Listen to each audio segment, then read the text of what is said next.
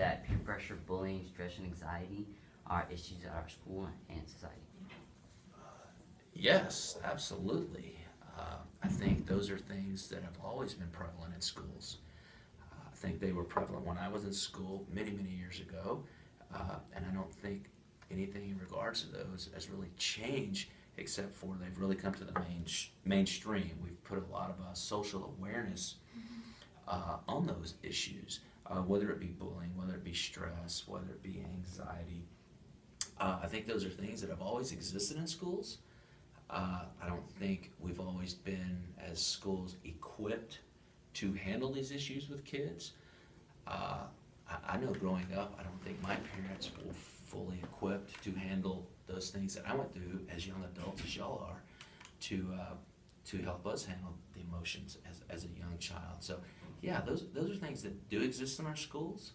Those are things I don't see going away, unfortunately. I think that is what is a lot of the greatness that is of working with children and adolescents. There are the negative sides, and that is one of them. And I don't think that's going to change. I don't think it's going to go away.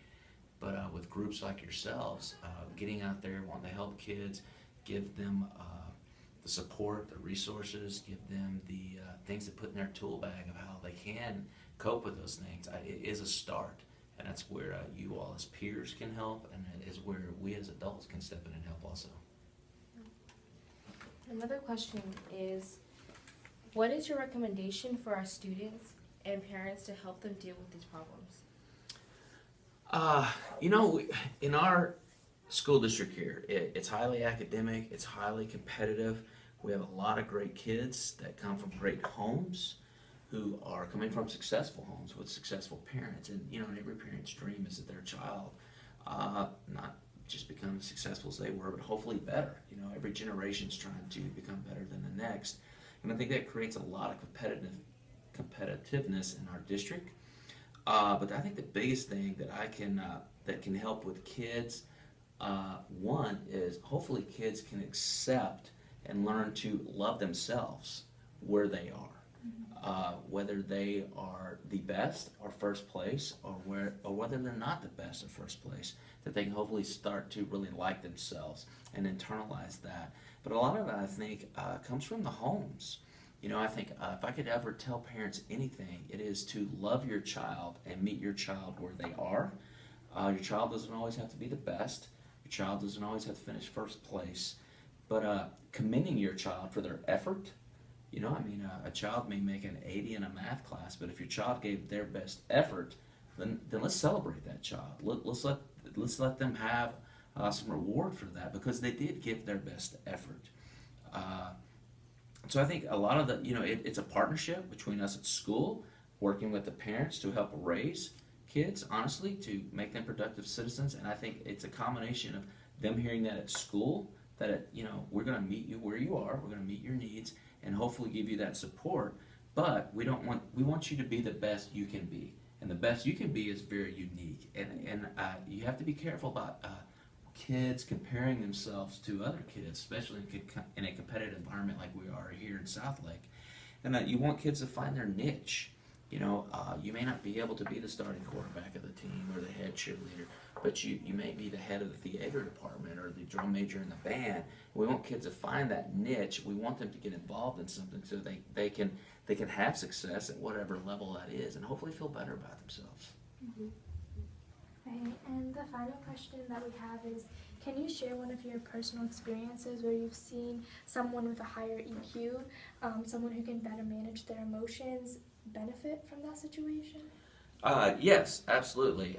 We could sit here. I have a long list of things, having worked with a middle level child in grades 5 through 8 for many years.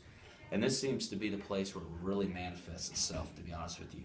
As kids are getting into 5th grade through 8th grade, it seems like in high school they start to figure out a little bit of the social scene, and kids are trying to figure out, I would say, for lack of better terms, their pecking order, and who their groups are, where their clique, and where they fit in. And as kids start to figure that out, they become more secure themselves. What I've seen working with the kids that are in grades 5 through 8, the middle learners, is that's the process.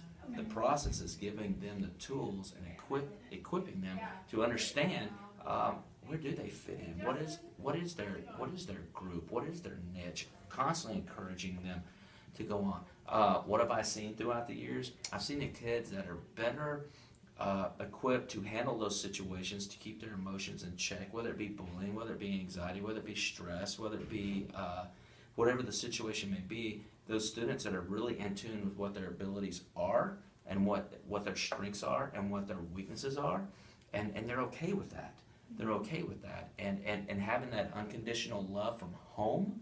And when I see that combination of parenting style, many times working with kids, it seems to be, I'm not going to say it's the end all be all, but it's always been a really good combination when I talk to parents who are very accepting of pushing their kids in a direction it seems like their kids will flourish, instead of kind of pigeonholing their kids and hoping their kids become something they want them to be, instead of really just giving their kids unconditional love. And when I see that in a lot of kids, it allows them to have that confidence to where if there is anxiety, there is bullying, they know how to recognize their emotions and handle that in a mature way, that I see students that don't have maybe that same type of environment at home, they can't handle it in the same manner. Thank you. Thank you. Thank you.